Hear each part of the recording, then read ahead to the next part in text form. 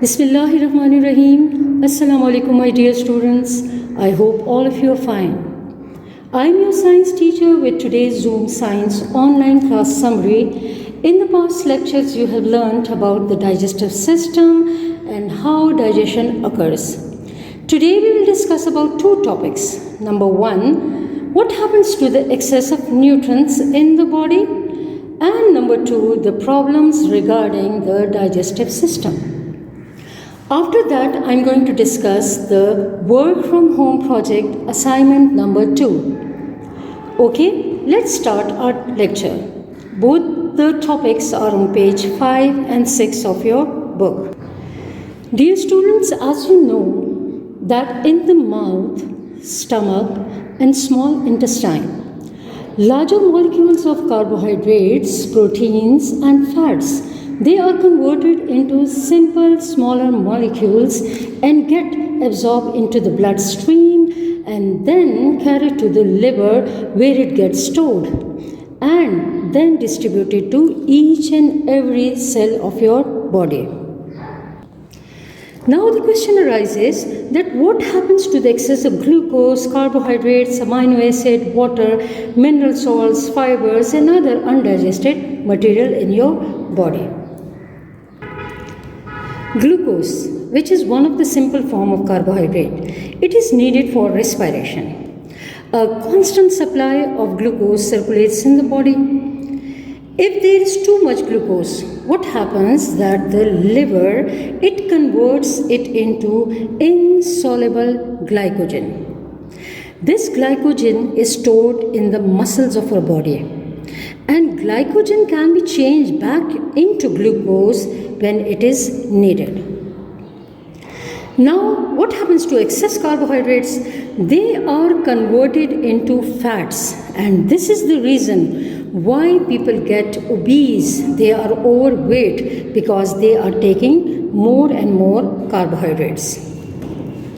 Then we have a nutrient that is called proteins. As you know that proteins are needed for growth and repair of your body. The proteins are converted into amino acid, and amino acid, if it is in excess amount, it is changed into a substance that is called urea. And this urea is eliminated from your body with the urine. Let me repeat it again. The excess glucose is converted into glycogen, which is stored in the muscles of your body. Excess carbohydrates are converted into fats and excess amino acid are converted into urea. Now water, mineral salts, vitamin etc. they are all absorbed into the blood in the large intestine. Fibers which are not digested and also other undigested material, they are stored in the rectum part of the large intestine as a solid substance known as, not as a solid but as a semi-solid substance known as the feces, or which is also known as stool. Now I am going to discuss the problems with the digestive system. Number one is the food poisoning. Eating infected food. Infected food means the contaminated food having germs in it is one of the cause for the food poisoning. There are a number of reasons how germs may enter the food. For example, not washing the hands before preparing the food or after using the toilet. And also, if the places where you cook the food or the pots or utensils in which you cook the food, if they are dirty, germs may enter into the food. Loose hanging hair, if they fall in the food, it is one of the cause for the entry of the germs into the food. And also sneezing and coughing near the food is one of the cause for the entry of the germs, viruses, bacteria, etc. into the food. It means that if you want to eat a food that is germ free, the environment around you must be clean.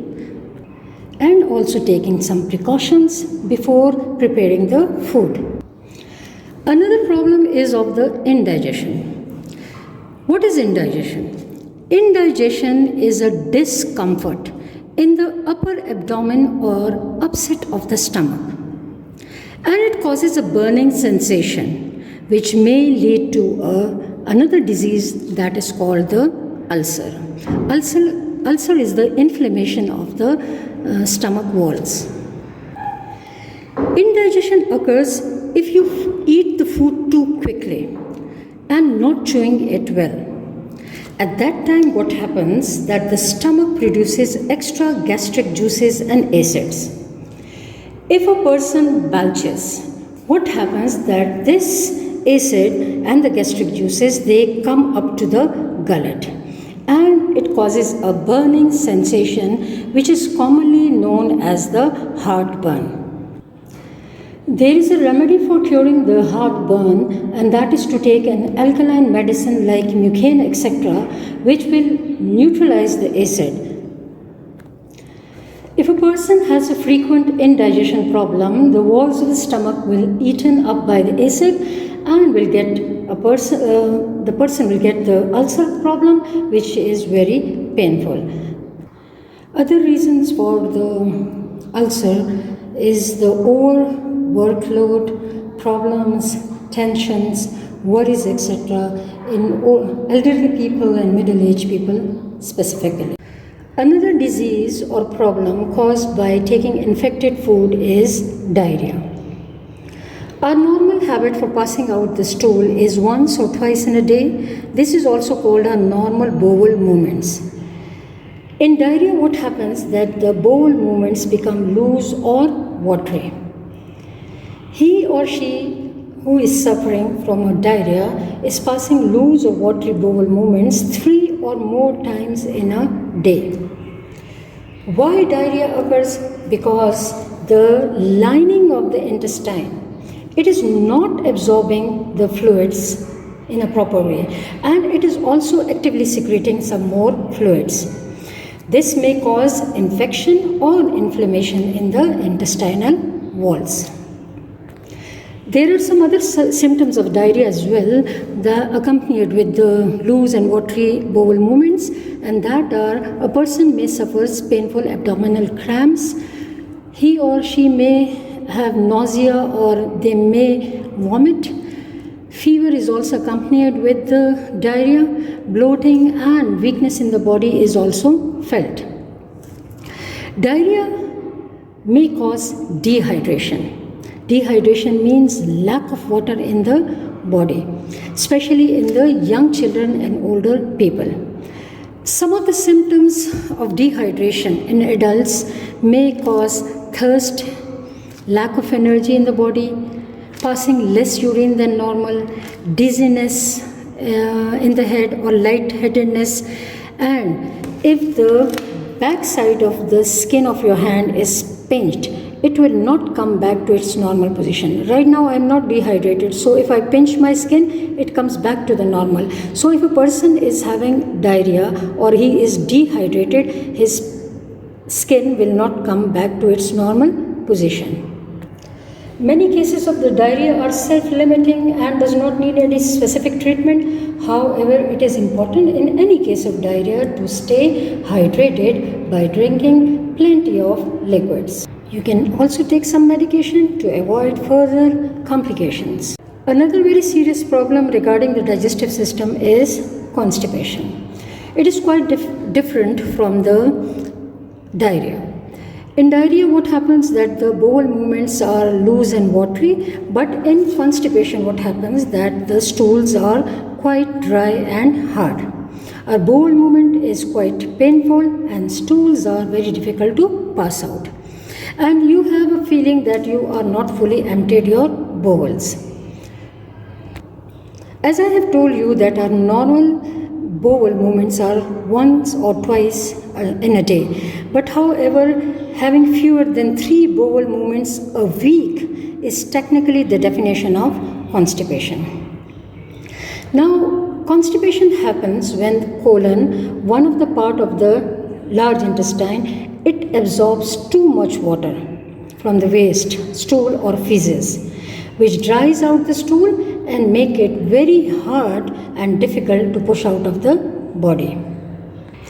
There are a number of causes for constipation, like eating food low in fiber, for example, not eating vegetables and salads, etc. Not drinking enough water, which may also call dehydration. Not getting enough exercise. Changes in your regular routines, such as traveling or eating or going to bed at different timing. It is also one of the cause of constipation. Eating large amount of milk or cheese. This is a very strange one, but it is a fact that it may cause constipation. Overload, burden, stress, tension can also lead to constipation. Resisting the urge to having a bowel movement. It means not going to the washroom or not attending the toilet at the time of need also cause constipation. In order to get rid of the constipation, we have to change our lifestyle choices and also improve our eating habits and lavatory habits too. In serious cases, we can take a medicine known as laxatives, which can soften the feces, but we should try to avoid them. This is the end of the lesson. Now I'm going to discuss work from home project, second assignment, June 2021 for class 7th. You are going to do this work in your NEET classwork copies. For this, first you have to prepare a page like this, work from home project, second assignment for June 2021-22. 5 questions are given in the work project. Number 1 is how much food can the stomach hold? The stomach can hold about 1.5 liters of food.